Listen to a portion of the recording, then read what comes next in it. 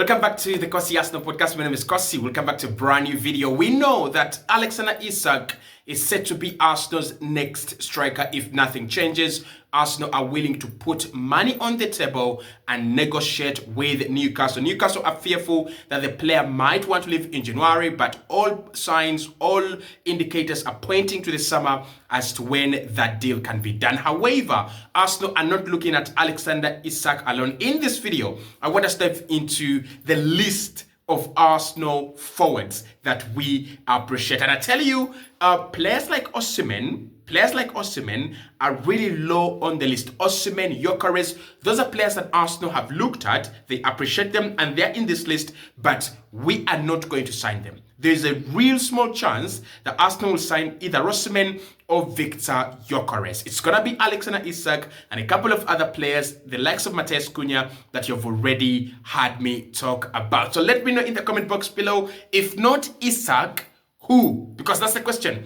Isak is like 90% the manager's choice. But if not Isak, who? In my opinion, the striker I want is not even wanted by Arsenal. I wanted Jimenez at Feyenoord. He's not even wanted by Arsenal. So it looks like me. I'm out. I'm out of it. But this is the list of strikers that Arsenal are looking at, and I'm going to be rating every striker on a scale of 1 to 10.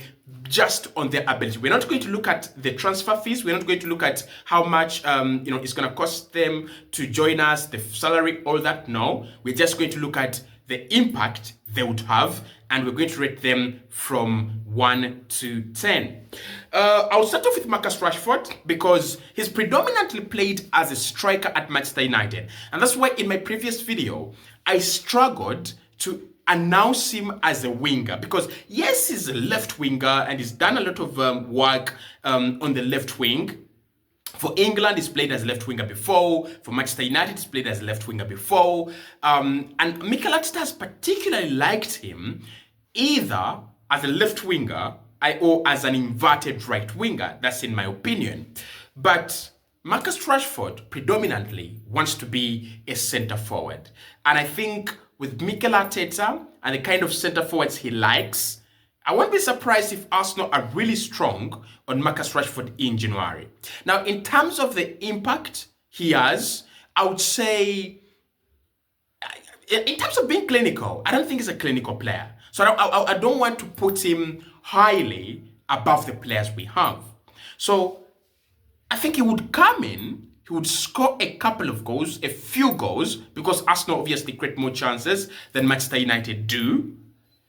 But overall, I would say his impact would be like a 4 out of 10. So for me, this would be a 4 out of 10 signing if Arsenal signed Marcus Rashford in terms of impact, right? I really don't anticipate, I really don't predict a lot of, impact, a big impact from Marcus Rashford coming into this Arsenal team. I think we have better players already than him. And if Arsenal really want to upgrade, we have to upgrade past the Marcus Rashford level as well. So for me, Rashford is a 4 out of 10. Next on the list is Alexander Isak, obviously. Of course, this is not in any particular order. Isak is a 10 out of 10 signing. Because for me, Alexander Isak is the kind of player you sign. One, you send a statement. And there is nothing bigger and better than making a signing that allows you send a statement to Bayern, to Madrid, to Man City, to Chelsea, to Liverpool that, hey guys, we are coming for you. When Mbappe signed for Real Madrid, the whole world, before Mbappe started his flopping thing, the whole world said, we are finished. We are done, right? And the reason for that is Mbappe is such a high quality player. Putting him into that Madrid machine is just adding fuel to the fire. And that's what Alexander Isak would give Arsenal. He would give us the impact Declan Rice brought in. That kind of big money signing that comes in and hits the ground running right away. So for me, it would be a 10 out of 10 signing for my reasons. One, he's a clinical player as compared to all the players we have. He's a versatile player. He's a high-level technical player and is really, really, really talented. And again, Mikel Arteta wants him, and I think it suits Mikel Arteta's system better than any of the players on this list here. So Isak, for me, is a 10 out of 10 signing if Arsenal can get that one done. Dusan Vlahovic. Now, with Dusan Vlahovic, I think we've got to ask ourselves a question. Is he in his prime? Is he past his prime? Or is he still having another phase where he's going to, come back into his prime? Because I don't understand it. This was a guy that everyone thought, wait a moment, we have a big striker on the market here. And then all of a sudden, he goes to Juventus, which is a good club, and he diminished, diminishing returns. And again, of course, Juventus have had their own share of problems as a club until now. If Vlahovic changed environment, would he become better? Would it make him better if he changed environment? Possibly. Now again, Vlahovic is different from what Arsenal have. Very different. He's quick, he spins in behind, and he's got power in his shot. And he's a player that is looking to score every single time, right? He's this kind of striker that wants to score. Even if the team has 10, he wants to get onto the score sheet. That is why I would say that his impact would be like a 6 out of 10. I'm not really sure whether he's got better years to come or his good times are over. But I would say at the moment, Dusan Vlahovic, it would be a 6 out of 10. A 6 out of 10. That's what I would say. Victor Gyokeres, he's not coming to Arsenal. Victor Gyokeres is in the list, but Arsenal have reservations and they have questions over him. These are the questions. I finally got them. Arsenal are skeptical that Victor Gyokeres might not be able to replicate the form and the goal-scoring prowess that he has already deployed and shown in Portugal. That's number one. Number two, they're also skeptical about his injury, about his injuries. So they think you might sign him for 70 million and then becomes injury prone. They also think that he might not be able to give you the huge number of goals that he has been giving Sporting Lisbon in Portugal. Whatever it is, pure nonsense, absolute garbage. I don't want to listen to it. Gyokeres is another 10 out of 10. He is the striker that is scoring more goals for Sweden than Alexander Isak. How do you explain that? How do you explain that you have reservations about the world's best striker? Obviously, he's not played in the Premier League, and maybe Mikel Arteta and Arsenal are thinking about that as well. But for me, it would be a 10 out of 10 signing, and I'm going to move on. Kolo Muani would just come in as a quick fix. I don't want him as a long-term signing. I want him as just a quick January signing until June, and then he goes back to PSG. So if that were the case, I think Muani would be like a 7 out of 10 signing in terms of impact. Listen to me, this is the reason. First and foremost, he's just coming in for a short period of time. But he's also coming into a team that is desperate for a forward addition. He's coming into a team that is desperate for a forward player.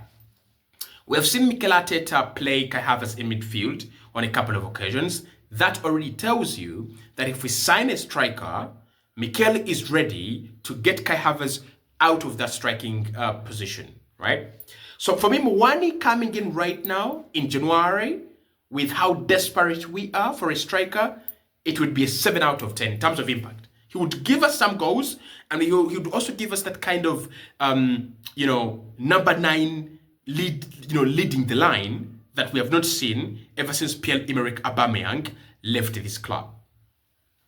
Evan Ferguson, please get it done. Please get it done. This Evan Ferguson, I'm not going to rate it now. And the reason as to why I'm not going to rate Evan Ferguson is he has spent a lot of time without playing football at Brighton. And that is what happens when you change managers, because I think he became he broke through under Graham Potter, and under De Zerbi, he was such a real star. Like, he was a promising star for Brighton. And then when they brought in Fabian Hasler as manager, things turned on their head. Things changed, right? But I still believe in the potential of Ivan Ferguson. Of course, now he's suffered a few injuries, right? And that's why he's available in January, by the way. I think they want to find more game time for him. But if Arsenal could get him in, that would be a good one. I'm not going to rate him because I've not seen him play in a long time. Osimhen, I don't think Arsenal interested really in Osimhen, but he's in the list because he's available, right? And of course, you could do it as an opportunity, but I'm also very doubtful of Osimhen right now. Very, very, very skeptical about him. Benjamin Sesko, this is a deal I don't want. And I think, honestly, objectively speaking, his impact would be like a 3 out of 10 at the moment for Arsenal. Because I'm not really particularly sure that his game is really better than everything we've got. I'm not really sure about that. That's number one. Number two, I'm not really sure that he's such a prolific goal scorer. I'm not sure about that too, right? So for me, Sesko, like a 3 out of 10. And then Joao Pedro, 7 out of 10, long term, 7 out of 10. Yeah, 7 out of 10.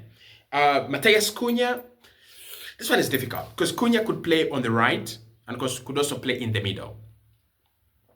It's difficult, right? It's difficult. But I think I would give Matheus Cunha, in terms of impact, the impact he would bring at the club, like maybe a 6 out of 10, right? I wouldn't consider him a starter in every game, but I would say start him when you can, right? Start him when you can. If there is something like